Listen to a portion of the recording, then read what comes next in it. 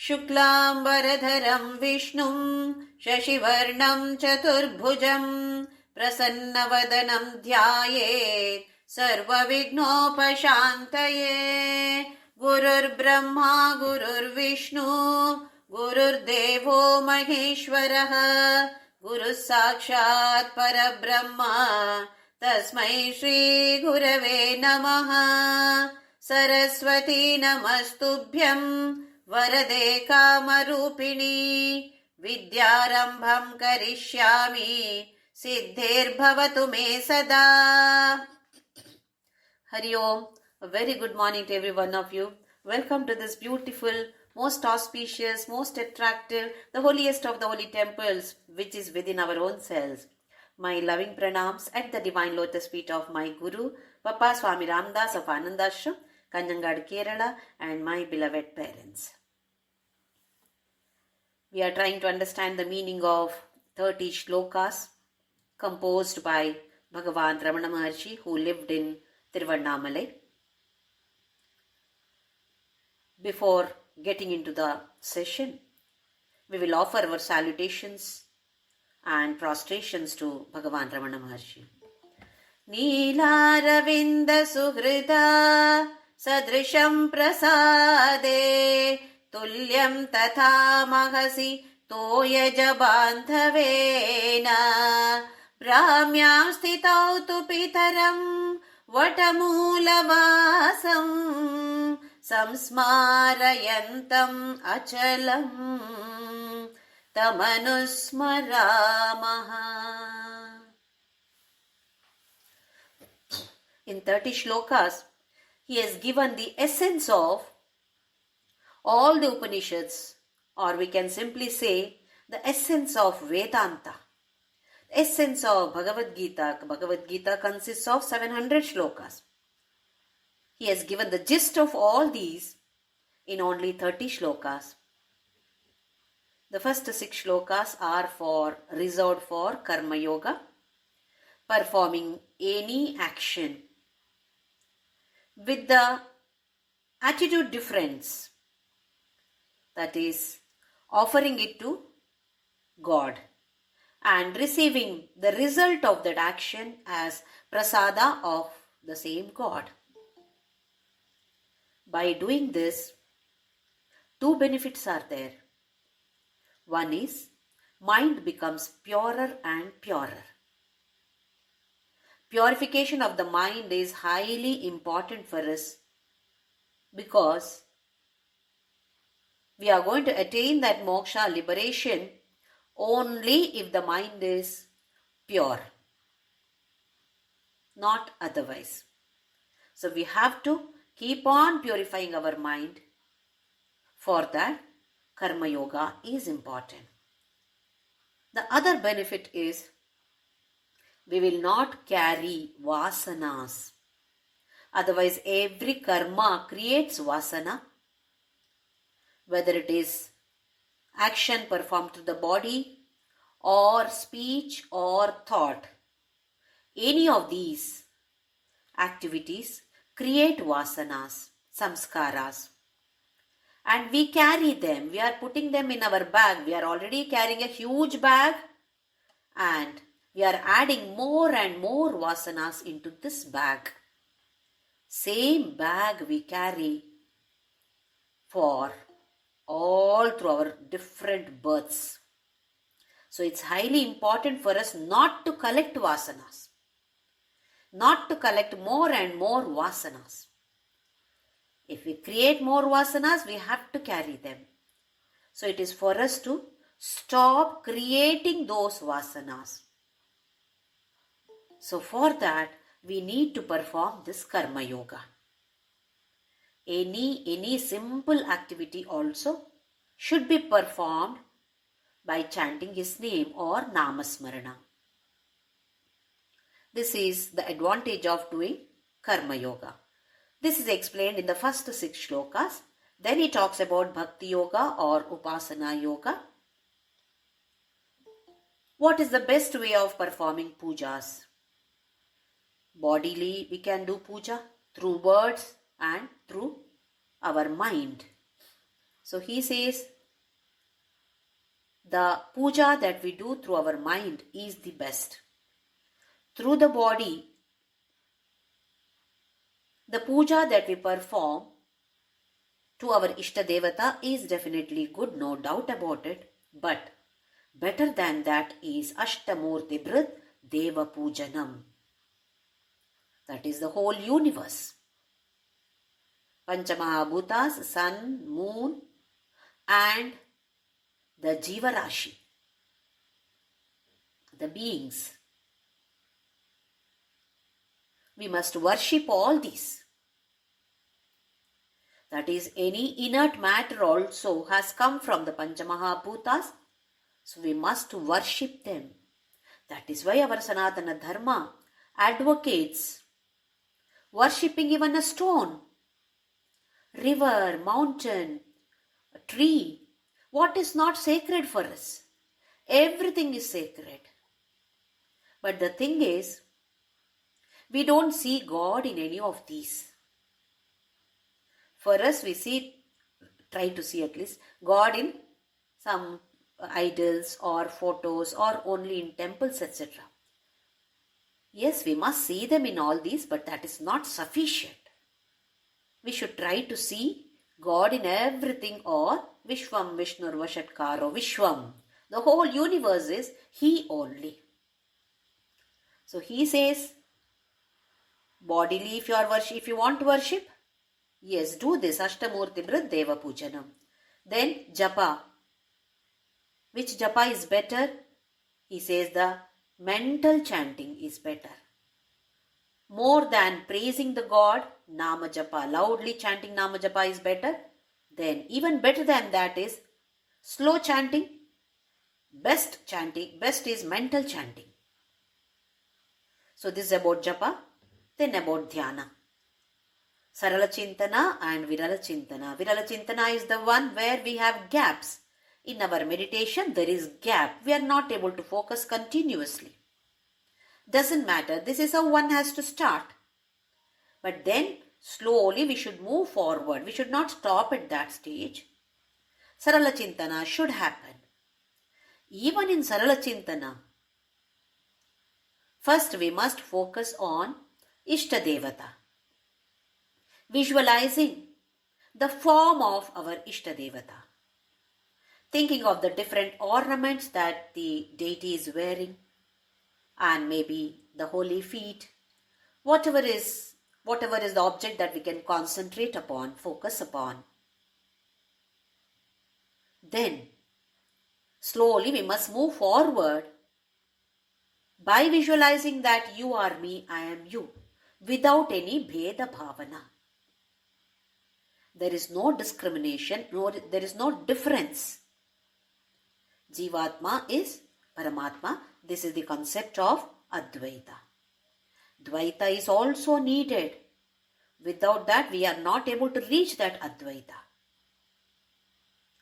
Then, in the 10th shloka, he says that mind should be focused on the core of the personality.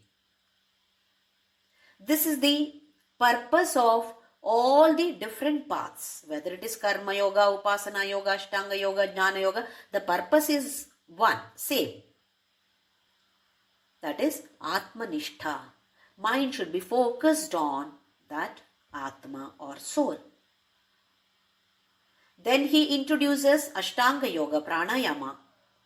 Controlling the prana is easier because it is much gross. Whereas controlling the mind, which is subtler, is difficult, but they both come under they are both like the branches of the same tree, whose root is Shakti or Prakriti or Maya, and from this Maya, Panchamahabhutas have emanated. From the Panchamahabhutas, there are two branches, one is prana, one is mind. Prana is breath here. So if you are able to control breath, through this we can control mind to a certain extent. But it is like a bird which is caught under the net.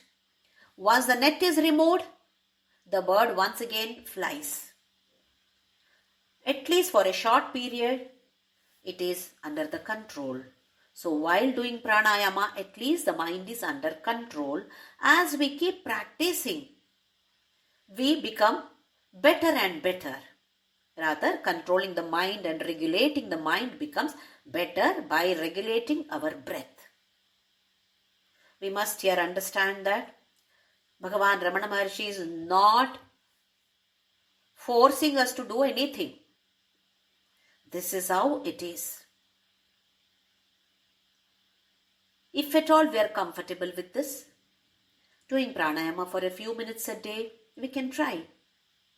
And probably the mind also is under our control for those 5 minutes a day. In 24 hours, 5 minutes, if you are able to control the mind, it is really great. Then he introduces, in 13, 14, 15, he introduces Jnana Yoga. His way. We must understand that there are many different paths in this Jnana Yoga. This is the way prescribed and advised by Bhagavan Ramana Maharshi. He said that Nashtamanaso Krishna Yoginaha Krutyamastikim Swastiti Yataha Swastitim Yataha. Nashtamanasa Utkrishta Yoginaha.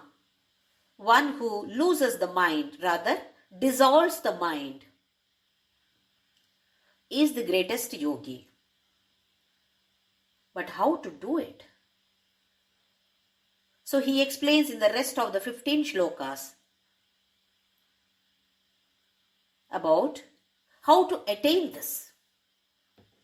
That is, Nashta Manasa. Manasa should be lost. How to lose this mind? How to dissolve this mind?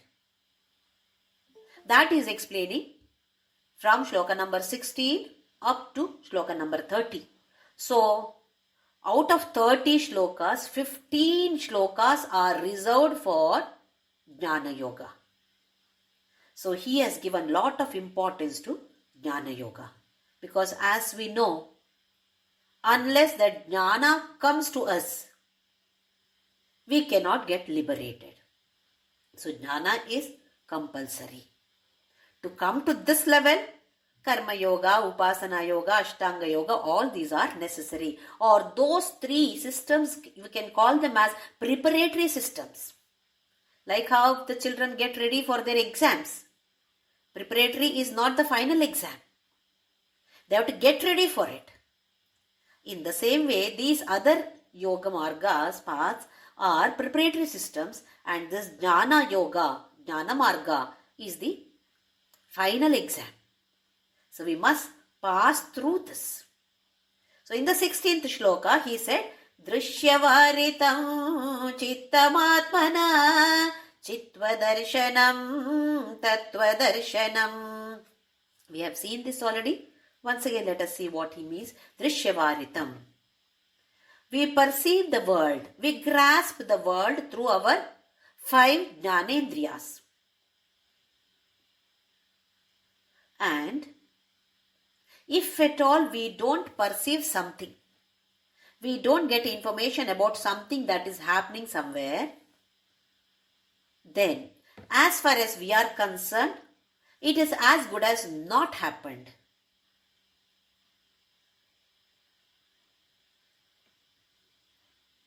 Maybe some 100 years back, 2 friends went to America to work.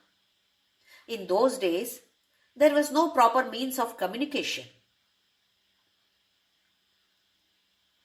Assume that Rama and Krishna, 2 friends, went to US to work there. After maybe 1 or 2 years, one more person went from their place to the same US on deputation for 2 months. So this new person happened to meet Rama there. While in the course of discussion, they got to know that, oh, they are almost from the same place. Then Rama told him, we came here 2 years back, and a few months back, my friend Krishna met with an accident and he passed away. We are yet to inform our families about it. I have not informed them. When you go back, will you please inform both my parents and Krishna's parents? So he took the address of both the parents, and once his job is over there, he came back to his place. Then he went to visit these two people's houses. When he went to Rama's house, he forgot that Krishna passed away. He thought, I met Krishna and Rama has passed away. So he passed on the message to Rama's parents that, oh, I'm sorry, your son is no more. He met with an accident and passed away. Oh, the grief started. Parents were in grief, obviously. He visited Krishna's parents and then told them, I met your son. He is very happily living there. But his friend Rama passed away. Of course, Krishna's parents felt bad that Rama passed away. But they were happy that Krishna is doing well. So they were living happily. Krishna's parents, actually Krishna is no more, but they got the information that Krishna is happily living there, Rama passed away. And Rama's parents lived in grief thinking that our son is no more, whereas Krishna is alive. See the situation. We live according to our perception, not according to the actual incidents or situations happening there. How we perceive it, accordingly we live, or to put it in another way, world is nothing but our perception. The whole universe, it's a huge. But do we get to know what is happening in each and every corner of this world? We don't get to know, we are not interested also. Something happens in some country. Even if we see watch it in TV news, we don't give much of importance to it unless one of our own relatives is living in that particular area, then we are worried. Otherwise, we are not interested. Okay, something is happening somewhere, why should I worry about it? It doesn't get registered.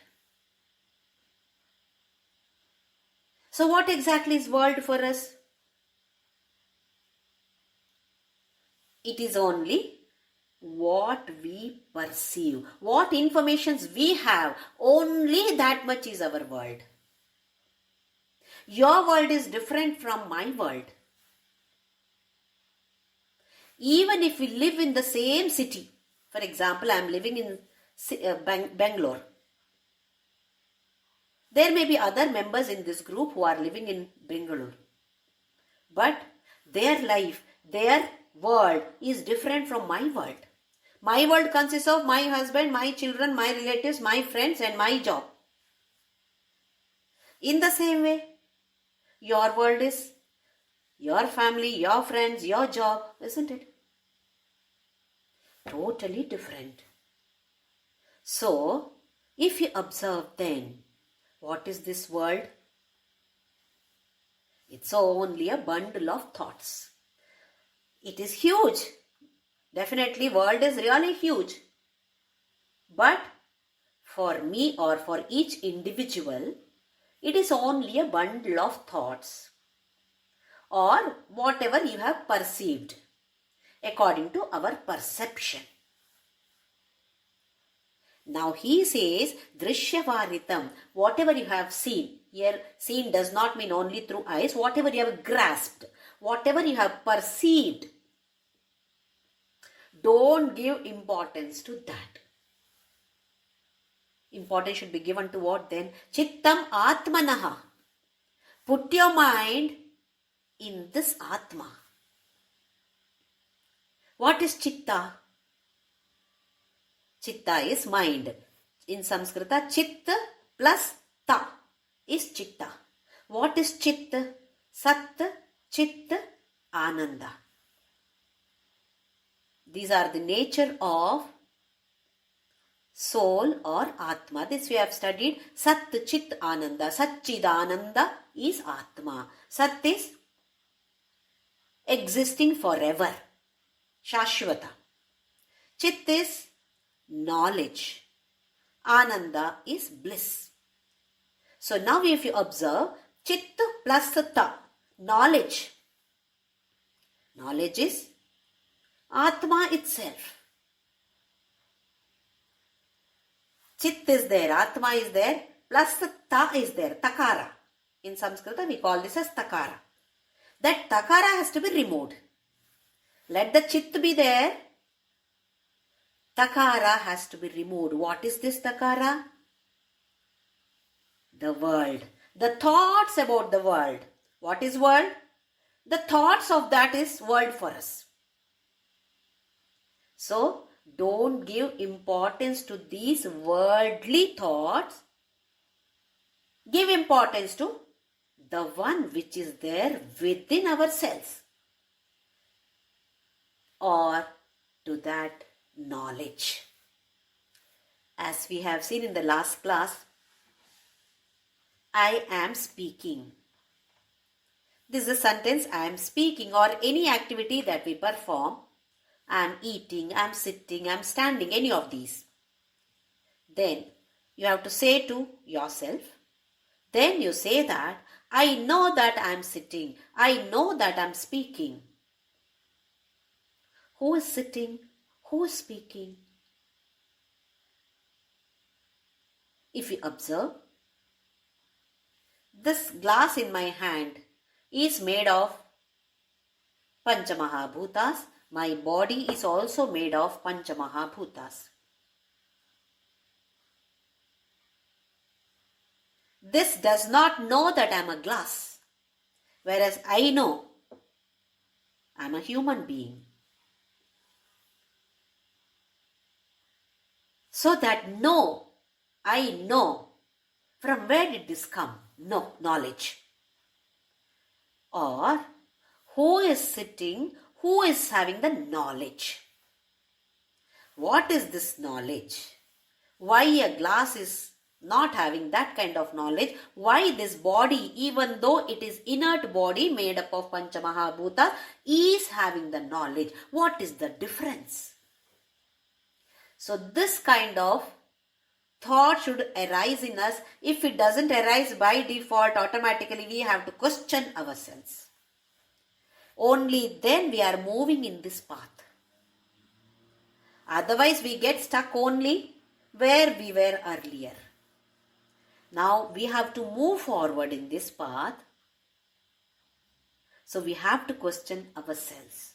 So he says, Chittam Atmanaha, then Chitva Darshanam, Tattva Darshanam. This kind of vision if you get, this is Tattva Darshanam. This is the vision of the truth. So if you want to understand that, we have to keep on questioning our own self. So many questions we have to ask our own selves. Till now we have been living asking questions to others. Now he says you have to question yourself. Forget about asking questions to the world, to others. Let us see what he says in the 17th shloka. Manasam tu kim margane krite naiva manasam marga arjavat. He says now, what is this mind? If you question like this, naiva manasam, there is no mind at all. Now our spiritual journey, according to Bhagavan Ramana Maharshi, consists of 3 stages. First one is, the whole world is nothing but a bundle of thoughts. This is the first stage. which is not explained here in this Upadesha Sara, but he has already discussed about it in the 40 verses that he has composed in Tamil, Ulladu Narpadu, which is translated into Samskrita by Kavyakanta Ganapati Muni as Saddarshanam. In that he explains about this first stage. He has not explained about it here. The whole world is nothing but a bundle of thoughts. This bundle of thoughts is nothing but manas or mind. He gives a name to this world as well as mind as idam vritti. Idam is this one, this. Vritti. Vritti is activities or work. Even for job, they say vritti. What is the job that you are doing? Here the vritti is only about thoughts. So he calls the world as well as mind as idam vritti. Now he says here, I'm sorry, that is in the next one, vrittam. Manasam tu kim margane krite. I'm sorry for that. Here, if you question, what is this mind? He says there is no mind at all. Because in the next shloka he says it is dependent on something else. Now when we observe beauty, we watch so many movies. And the heroine looks so beautiful. We also try to become like her. One fine day, while I was walking on the road, I saw the same heroine. How did I make out it's the same heroine? Oh, so many people were, see, she's going. Who is going? I'm not able to make out exactly who is going. All people are rushing there. You know how they are treated in the public. I am not able to recognize her actually. Why? In the movie, she looked so beautiful. Here, she is not so beautiful. That means her beauty is dependent on the makeup that she wears, cosmetics that she wears, the dresses that she wears, the jewelries that she wears in the movie. So it is dependent on something, not the original beauty. Here also, world thoughts is dependent on mind. If the mind is not there, sometimes it happens to us. We are in our own world, something wrong has happened, so I am worried about something. But I am walking on the road and somebody waves at me.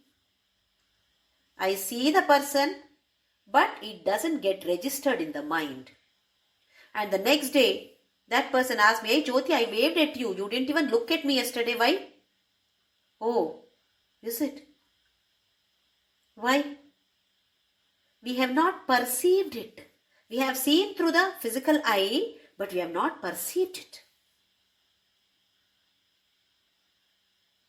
Mind becomes blank there. So he says, you question your own mind, witness your own thoughts, witness your mind, then you realize that there is no mind at all. Manasam tu kim margane krite naiva manasam. There is no manasa at all. There is no mind at all. If there are no thoughts, there is no mind. If there is no mind, there is no world at all. See how they are connected or dependent. World is dependent on the mind. When you are sleeping, deep sleep, you are in deep sleep. Is the mind active? In the dream state, mind is still active. But in deep sleep, mind is not active. Body is not active, mind is not active, intellect is not active. Then world is also not active. World is as good as non-existent when we are in deep sleep.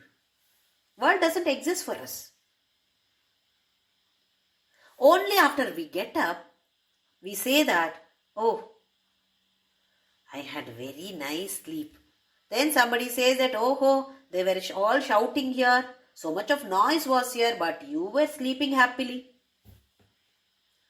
Was that world existing for us in deep sleep? No. So the mind was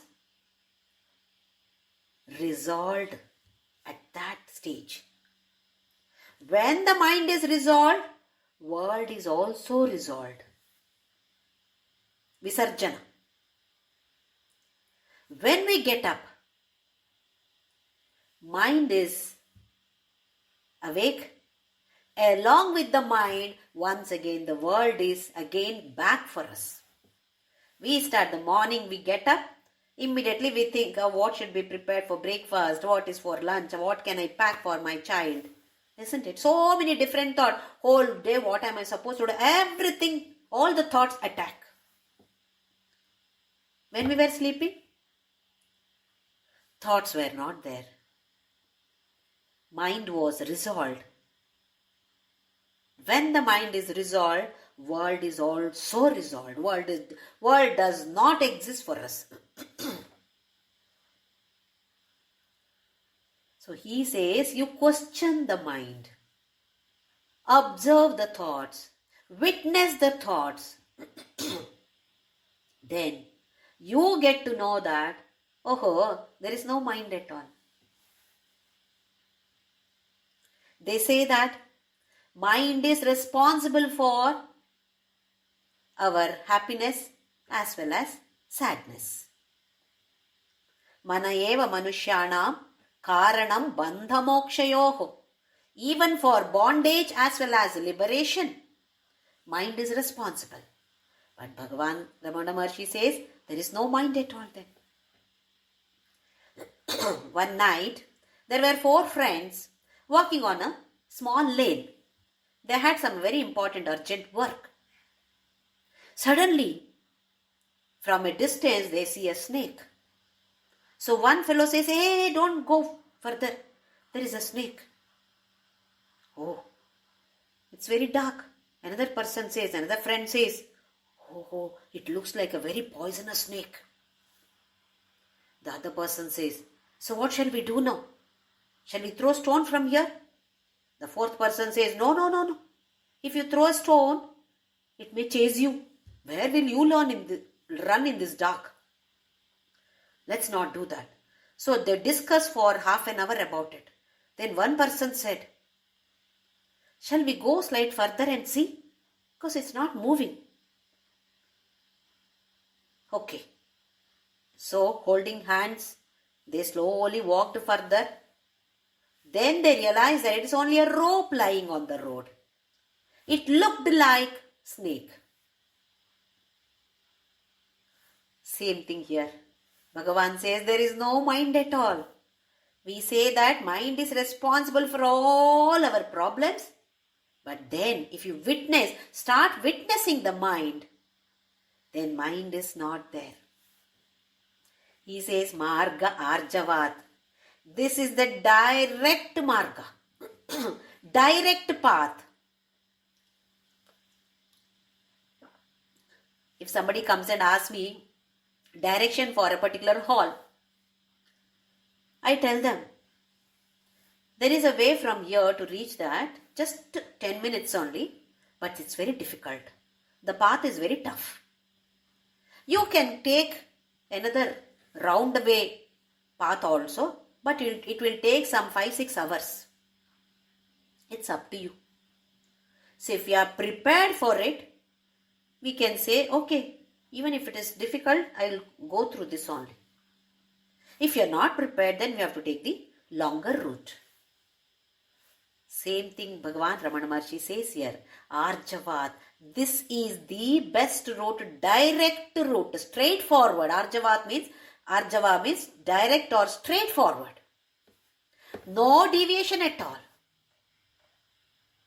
Don't search here and there. If we can resolve the mind, then liberation is immediately guaranteed. If not, it is tough, not easy. Now he is going to explain later how to do that.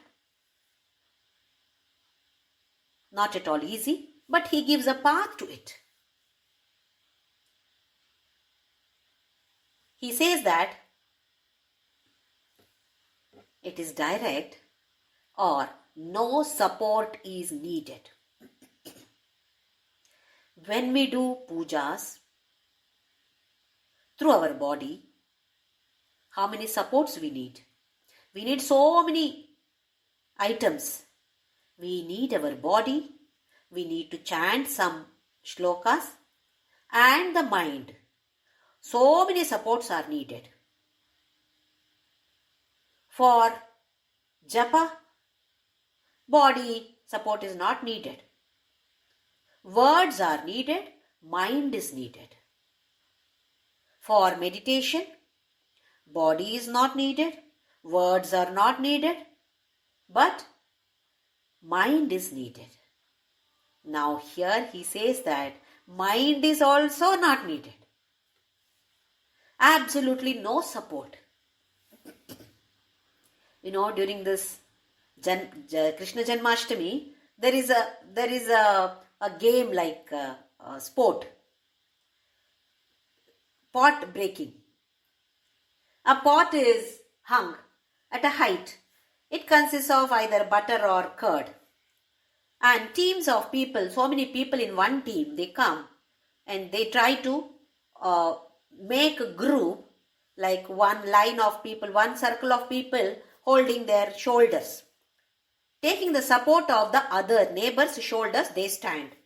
On top of that, another layer of people. On top of that, another layer of people, and so on. All these who are at the base have got support of each other. They hold the shoulders of each other. What about the last one? Who is at the top? Does he have any support?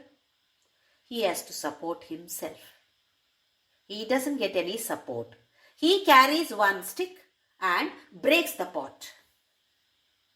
Most of us have seen this sport during Janmashtami. This path that is advised by Ramana Maharshi is exactly the same. The one who is on top. No support. For all others there is support. For this particular top person there is no support at all. He simply breaks the pot and wins. Of course, winning is the whole team wins. Same thing happens here. Initially, we need all these kind of pujas with all items. Chanting shlokas, everything is needed. Slowly we move to japa, or simultaneously also we can move. It is not that we have to stop the puja and then only start japa. No, not like that. Slightly move to the higher level. In spite of moving to the higher level, still we can perform the puja through the different organs of our body. It is not restricted. Then meditation. In this meditation, initially you are different, I am different. And then slowly move to the higher level. And when we reach this stage as advised by Bhagavan Ramana Maharshi, no support is needed because we are able to empty our mind. No thoughts at all.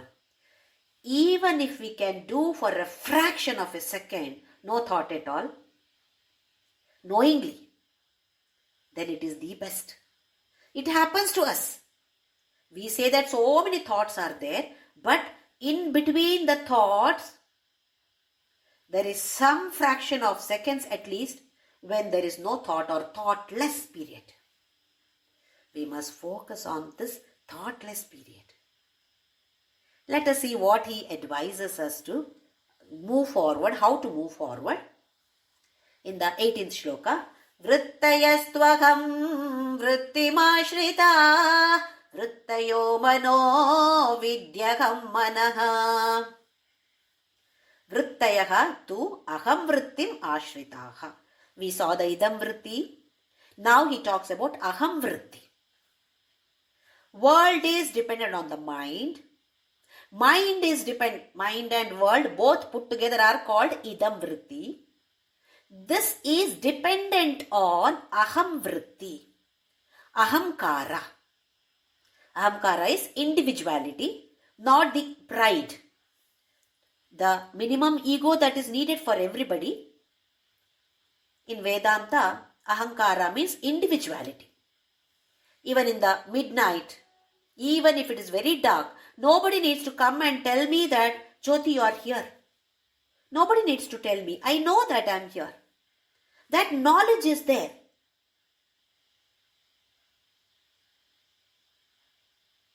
What exactly is ahamkara? Self-image. When we attend some interviews, first thing is introduce yourself. First question to any of the candidates generally is, how do you introduce yourself? Then we start. I was born in this place. Parents' name. How old I am. What are my talents? Isn't it? Opinions about our own selves. How do we collect these opinions? About ourselves, we have so much of opinion about ourselves. When the child is born, the parents give a name to the child. As we keep calling by that name, the child understands that this is my name. I am supposed to respond. The child, the moment you call the name, child looks at you then. Oh, understand it? I am supposed to respond. Then, child understands that this is my mother, this is my father, my sister, my brother, blah, blah. Then the child goes to school. Child observes all the other friends. Then makes opinion about the child, about himself or herself. I am fat, I am thin, I am tall, I am fair. I am not understanding what the teacher says. I am understanding or something like this. I am intelligent, I am more intelligent than them. Then develops superiority complex, or if not develops inferiority complex.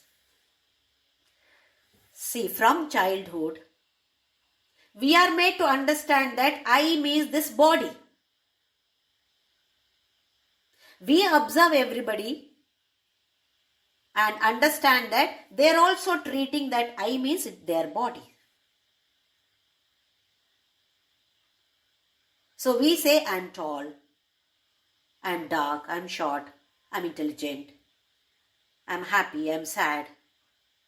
We are identifying ourselves with the BMI complex, body, mind, intellect complex.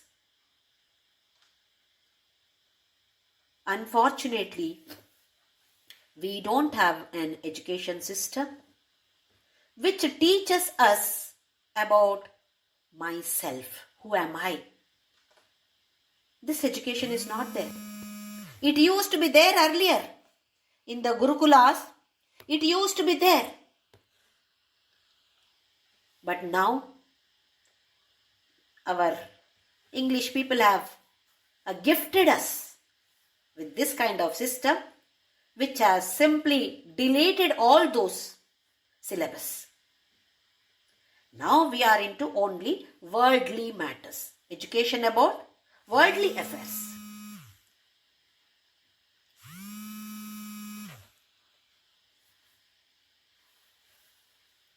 So we develop opinions about our own selves. Then we try to compare with the others and say that, oh, that person is more beautiful than me. Even I want to become like this.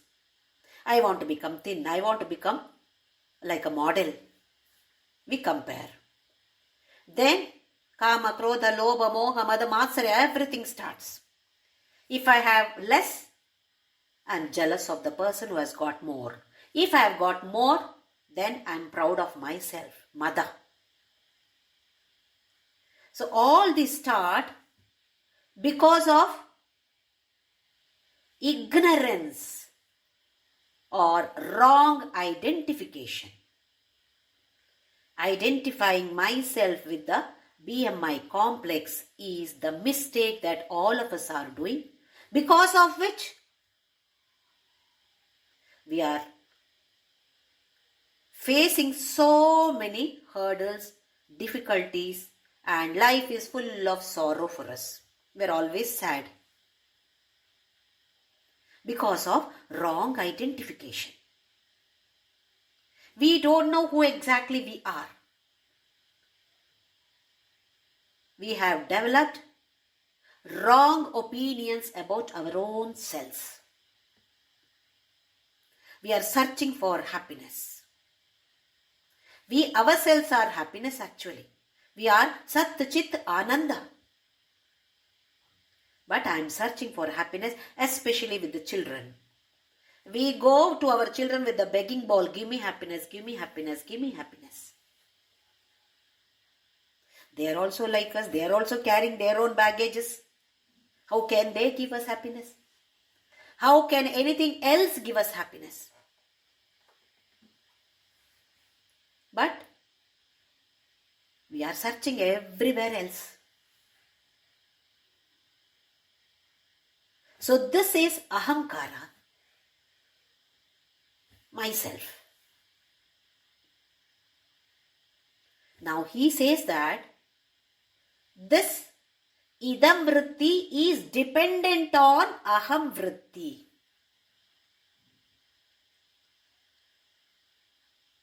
If this individuality is not there, I is not there, I thought is not there, then he, she, it, nothing will be there. Now everything is there because I thought is there. If the I thought is not there, then mind is not there, world is not there, or idam vritti is not there at all. So he says here, vrittayaha tu. Vrittaya means idam vritti. World, mind, both come under idam vritti, this. Tu vrittim ashritaha, aham vrittim ashritaha. Idam vritti is dependent on aham vritti. If I thought is not there, then idam vritti also is not there. So idam vritti is dependent on aham vritti. Vrittayo mano vidyaham manaha. What is this mana? Manas is bundle of thoughts. What is manas? He explains here.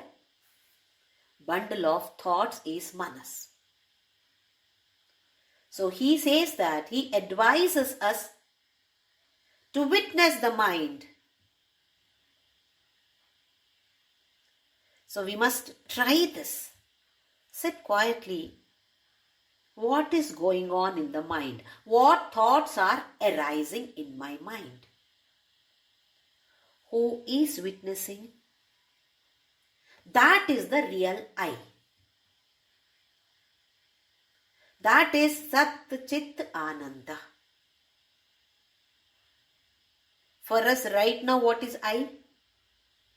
Body, mind, intellect, or including the sense organs, etc. We simply say BMI complex. We say, I am beautiful.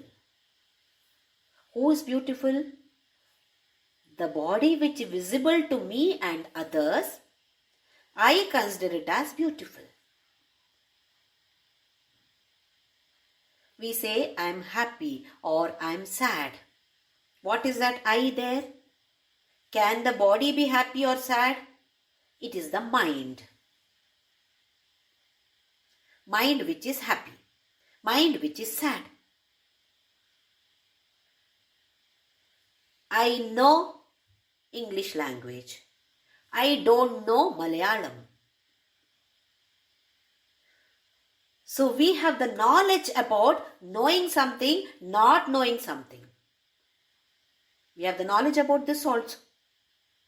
I know English, I don't know Malayalam. So that don't know, I am ignorant, I don't know anything about Malayalam, that knowledge is there in me. This is, I am talking about intellect then. Am I this really? Am I the body? Am I the mind? Am I the intellect? We must question ourselves and slowly we must start practicing this. If at all, assume that I've got fever. Instead of worrying about that fever, we can question ourselves. Take medicine. I'm not saying that don't take medicines. Take medicines. We can question ourselves. Who has got fever?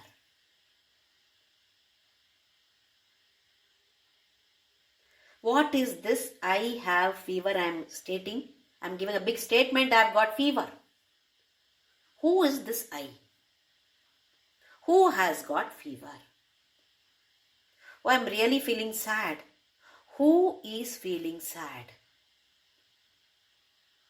My nature is Ananda, Sat Chit Ananda. So claims our Vedanta or any of these saints. I is Atma, Sat Chit Ananda. Why am I not able to experience that Ananda always? Only occasionally I am able to experience Ananda. Otherwise I am always grumpy or sad always. Why is it happening? So we have to question ourselves. Assume that there is a huge tree and that tree has to be cut. So we tell a person to cut the tree. I'll pay you so much, you cut the tree. Okay. The next day that person comes. He said that I will cut the tree. Oh, okay. Start. So I am observing that person is cutting leaf by leaf. Started cutting one leaf, then the next one, next one, next one. How many leaves are there in the tree? Oh, so many leaves are there. Then, after the leaves of one branch, then he cuts that branch. Then he is moving to the next branch and once again cutting the leaves of that branch. Then I called him, "Hey fool, what are you doing? You told me to cut the tree, I am cutting. What are you cutting? First I am cutting all the leaves." Ayyo, this is not the way. You can simply cut that tree from the root. Oh, this I never realized. What a fool I am. Yes, I can cut from the base, root itself, base of the tree can be cut. It may be slightly tough, but you can cut that. Same concept is being advised by Bhagavan Ramana Maharshi here. Cut it from the base, the root of it is to be demolished. Right now, the root here is the mind.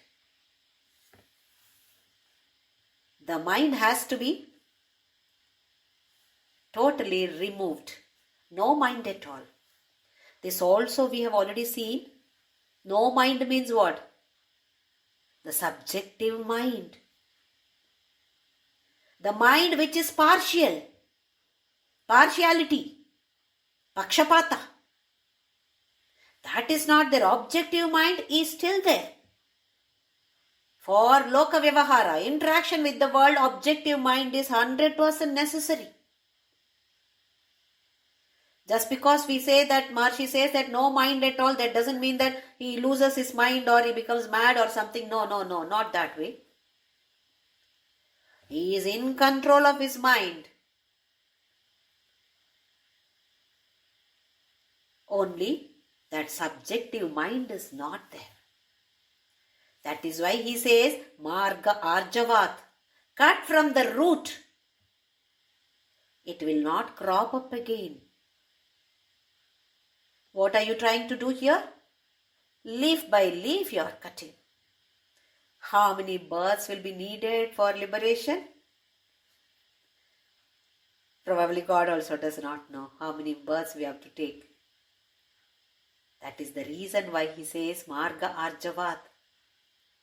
It is tough. But all of us can try. Not that we should not do pujas, japa, meditation. We should stop all those and simply this. If you have come up to that level, yes, that can be done.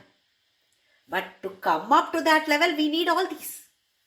Not that today, Maharshi has told like this, so let me stop all my pujas, japa, meditation, nothing. I will simply sit and witness the mind. It may not be possible.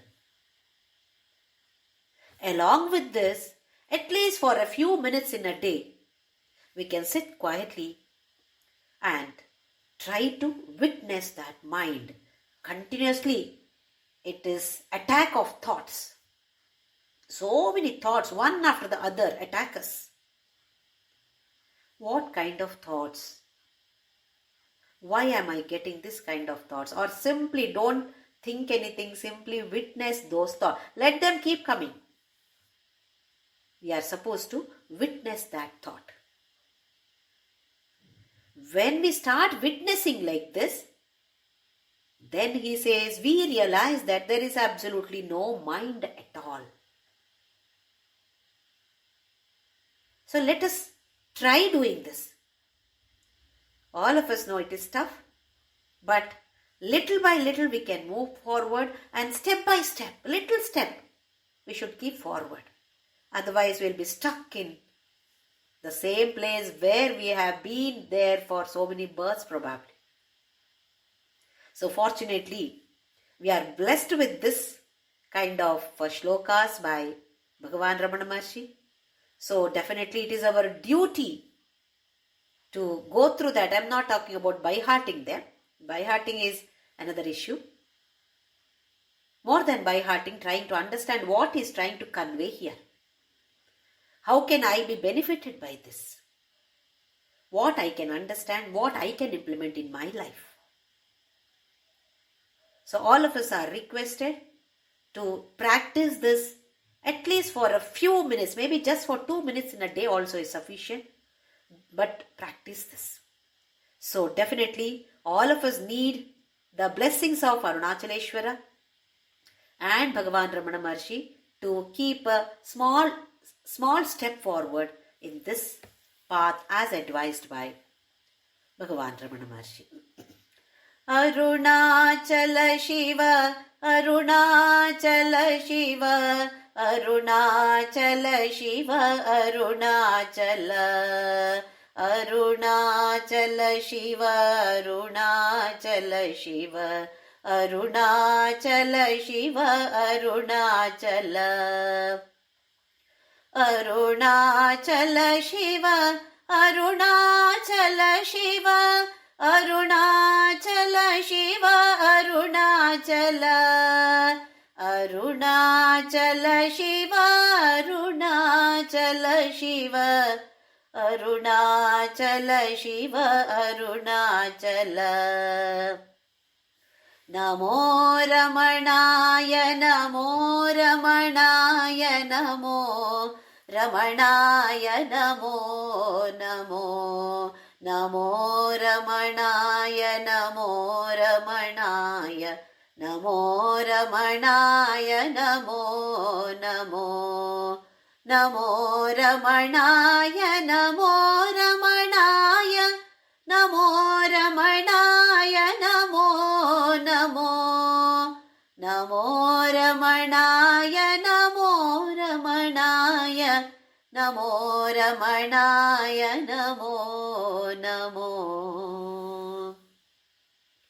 ओम श्री राम जय जय राम। ओम श्री राम जय जय राम। ओम श्री राम जय जय राम। ओम श्री राम जय जय राम। ओम श्री राम जय जय राम। ओम श्री राम जय जय राम। ओम श्री राम जय जय राम। ओम श्री राम जय जय राम। ओम श्री राम जय जय राम। ओम श्री राम जय जय राम। ओम श्री राम जय जय राम। ओम श्री राम जय जय राम। ओम असतो मा सद्गमय तमसो मा ज्योतिर्गमय मृत्योर्मामृतं गमय। ओम शांति शांति शांतिः। लोका समस्ता सुखिनो भवन्तु। लोका समस्ता सुखिनो भवन्तु। लोका समस्ता सुखिनो भवन्तु।